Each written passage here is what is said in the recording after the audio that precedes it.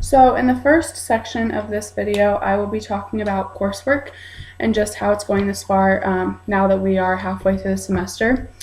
And as we talked about at the beginning of the semester, we had mentioned that we should be spending about 3+ hours during the week for this course, since it is a 1 credit hour.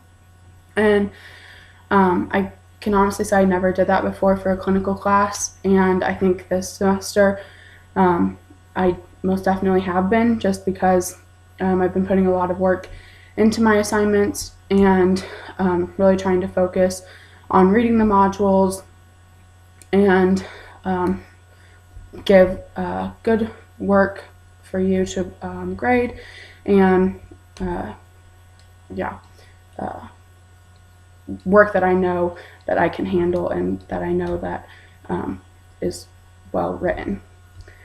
One thing that I know that we have focused a lot on is videos, whether they have been group discussions or partner discussions. And I can say that I'm more comfortable in doing these videos.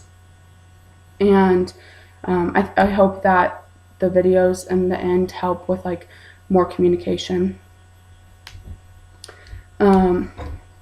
Another thing that I really like with this coursework that we're doing is we do assignments that we don't focus on in other classes, like patient-centered care.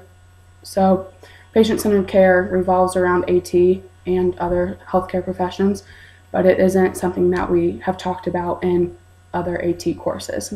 And so I like that we talk about this in our clinical class. A couple other assignments I like that we've done is goal setting. It's something that we should all do, and it's something that other professors mention, but it's not an actual assignment that professors take the time to actually do.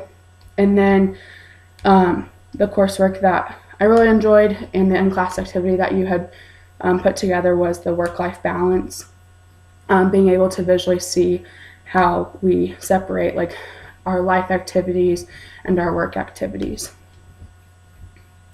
The next section of this video is conflict resolution, and what stood out to me the most this week while reading the modules and watching the 3 to 4 videos that you had posted. And what stood out to me the most from the videos, at least, is that conflict is good. I'm going to relate something from World Lit that I'm taking this semester. We talked a lot in this class about connotation, and how some words automatically have a negative connotation, and that you read that word and you automatically think of bad things. And I see conflict as a connotation. You see the word conflict and you automatically just have this bad feeling to yourself. But the 2 of the videos had talked about how conflict is actually good. The one video, they used the Alice and George example, and they saw conflict as thinking. And when going head to head, it made Alice think. And the speaker also spoke about not being afraid of conflict and to see it as an opportunity. And so I think that's what stuck out the most for me, at least from the videos. I picked 3 things that stuck out from the articles. From Embracing Conflict, it mentions how it is normal to have conflict, and it is a fundamental aspect of all human interaction. I think that's something that gets forgotten, is conflict is normal. It's something that it's not going to be stopped, but it is important just to be respectful during conflict. The next one is Conflict Management, a primer for doctors in training. It states that a structural change must occur, and conflict can't be resolved just through a personal approach. And so this one stuck out to me because it's saying that you can't just have a conversation with somebody and be personable with somebody for conflict resolution to take place. It's saying that you have to actually have a structural change and for that conflict resolution to happen. And the last one is Conflict Resolution Strategies and Improving Relationships for ATs. And this stated that conflict resolution takes experience through practice, persistence, patience, and reflection.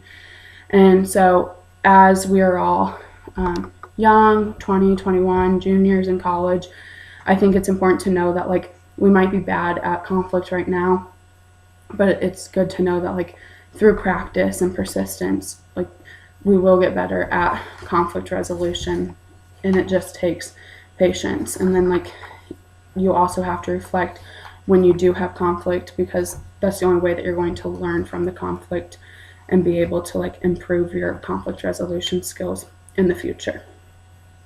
The next question in this section was, how do you usually approach a conflict with a coworker? And I just wanted to touch on this one.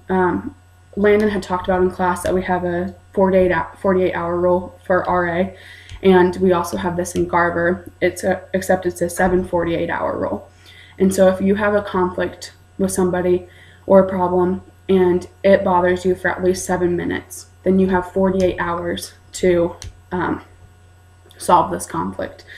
And I hate to admit it, but there's a lot of times where there's something that bothers me for more than 7 minutes, but I don't solve that conflict. And I think the reason being is, unlike friends, I'm not as close with my coworkers.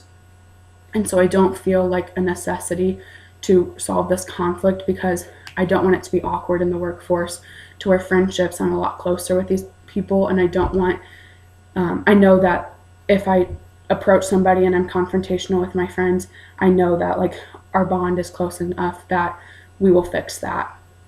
But in the workforce, I don't want there to be like it to be awkward or something. But I know that in the end, I should be resolving conflict and take care of those problems. And I know through practice, conflict resolution can get better.